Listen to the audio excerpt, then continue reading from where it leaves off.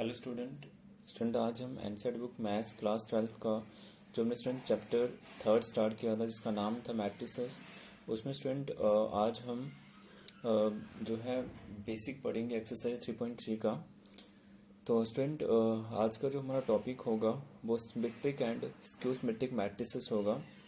तो स्टूडेंट अगर आपने इससे पिछले वाला वीडियो नहीं देखा है तो प्लीज़ वो देख लीजिएगा। ट्रांसपोज ऑफ अ मैट्रिक्स आपको आना चाहिए, तभी आपको ये आएगा अच्छे से।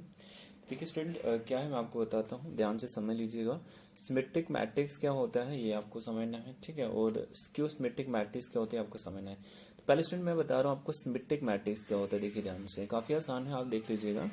इफ एक मैट्रिक्स है वो स्क्वायर मैट्रिक्स, इसमें स्टूडेंट दो कंडीशंस आपको देखनी है, ठीक है। जब भी सिमेट्रिक चेक करना होगा तो दो कंडीशंस देखनी है आपको, ठीक है। फर्स्ट ये देखना है कि इफ ए एक स्क्वायर मैट्रिक्स होना चाहिए। ए जो भी मैट्रिक्स है, बी हो सकता है, सी कुछ भी, वो स्क्वायर मैट्रिक्स। स्क्वायर मैट्रिक्स मैंने कहाँ पे पढ़ाया था, आपको याद करना पड़ेगा। स्क्वायर मैट्रिक्स क्या होता है, जिसमें number of rows and number of columns are equal. तो पहली बात सिमेट्रिक के लिए वो मैट्रिक्स स्क्वायर होना चाहिए, ठीक है। दूसरी आपको याद रखना है कि ए का मैं अगर ट्रांसपोज करूं वो ए आना चाहिए। ये काफी इंपॉर्टेंट बात है स्टूडेंट। ये दो बातें अगर याद रख लोगे, सिमेट्रिक मैट्रिक्स कभी नहीं भूलने वाला, आपको बता रहा हूँ, जिंदगी में कभी नहीं भूलेगा, ठीक है।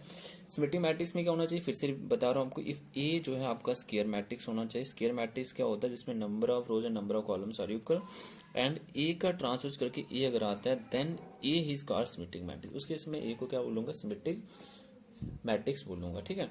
सर मैंने एक एग्जांपल लिया, मैं आपको बताता हूँ। ए इक्वल टू √3 2 3 2 माइनस 1.5 -1 3 -1 1 दिया, ठीक है। ये एग्जांपल मैंने लिया है, बुक से ही लिया है स्टूडेंट ये।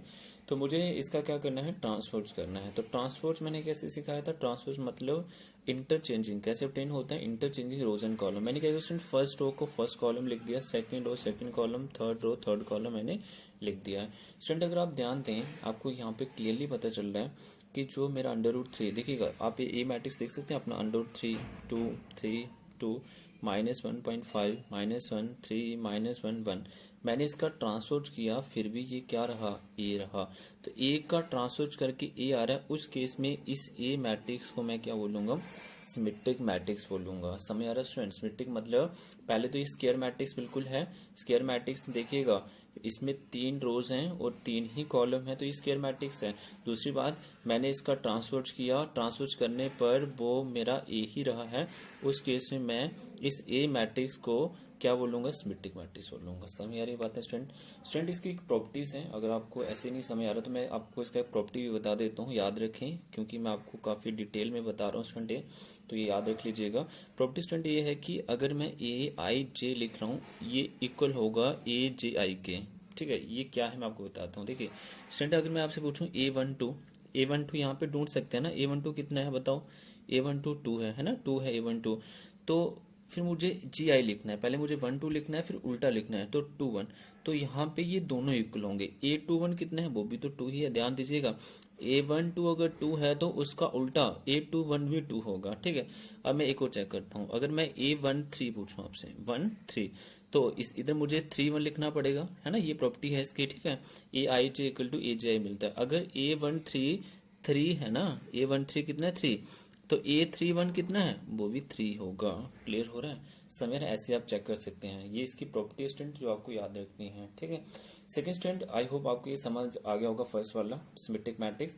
सेकंड हमने लिया स्टूडेंट स्क्यू सिमेट्रिक मैट्रिक्स, वो भी देख लीजिएगा, काफी इंपॉर्टेंट है दोनों ये।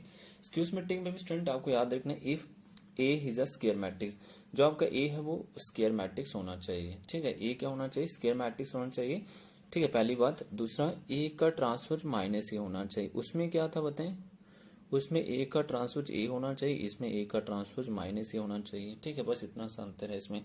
और then A is called skew symmetric matrix. और उसके बाद हम अगर हमें ये दोनों मिल जाते हैं, उस केस में जो ए होगा उसे मैं स्क्यू सिमेट्रिक मैट्रिक्स बोल दूंगा, ठीक है स्टूडेंट। इसका भी मैंने बुक से एग्जांपल लिया है। एग्जांपल ए देख लीजिए, एक मैट्रिक्स है 0 EF -E 0G -F -E 0, ठीक है। आप पहले चेक करें क्या स्क्वायर मैट्रिक्स है। स्क्वायर मैट्रिक्स मतलब number of rose 3, number of column 3, तो डेफिनेटली इक्वल है। अगर इक्वल है तो स्क्वायर मैट्रिक्स है, पहला तो फुलफिल हो गया।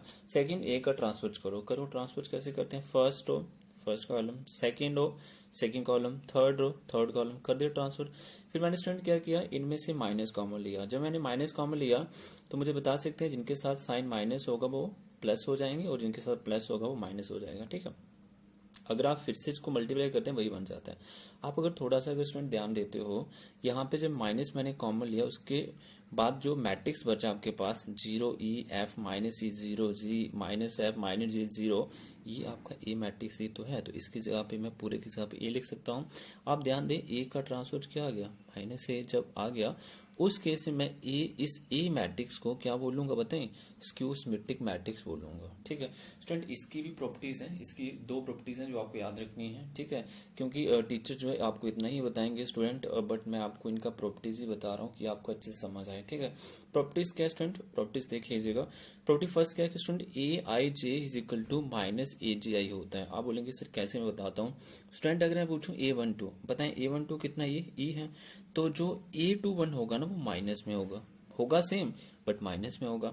अगर मैं स्टूडेंट आपसे पूछता हूँ बताओ A13, तो आप बताएंगे जो इसका उल्टा 31 वो माइनस में होगा। ए देखिएगा A13 कितना है, F है, और जो A31 है होगा सेम बट वो माइनस में होगा, तो यही तो मिल रहा है ना, प्रॉपर्टी फर्स्ट क्लियर हो रही है, ठीक है। तो ये प्रॉपर्टीज आप देख सकते हैं। एक और प्रॉपर्टी स्टूडेंट इसकी सेकंड मैंने लिखी है, diagonal element of skew symmetric matrix are 0। तो आपको याद रखना है जो स्क्यू सिमेट्रिक मैट्रिक्स होते हैं उसमें जो डायगोनल एलिमेंट ये होते हैं ना, ये हर बार 0 रहते हैं स्क्यू सिमेट्रिक मैट्रिक्स में, ठीक है। तो आई होप स्टूडेंट आपको जो है सिमेट्रिक मैट्रिक्स और स्क्यू सिमेट्रिक मैट्रिक्स अच्छे समझ आया होगा। स्टूडेंट अगर कोई भी डाउट रहता है तो प्लीज मुझे कमेंट में बताएं, ठीक है। तो स्टूडेंट इस वीडियो का मैं PDF लिंक भी डिस्क्रिप्शन में डाल दूंगा, तो आप वो भी देख सकते हैं। आज के स्टूडेंट इतना ही, थैंक यू।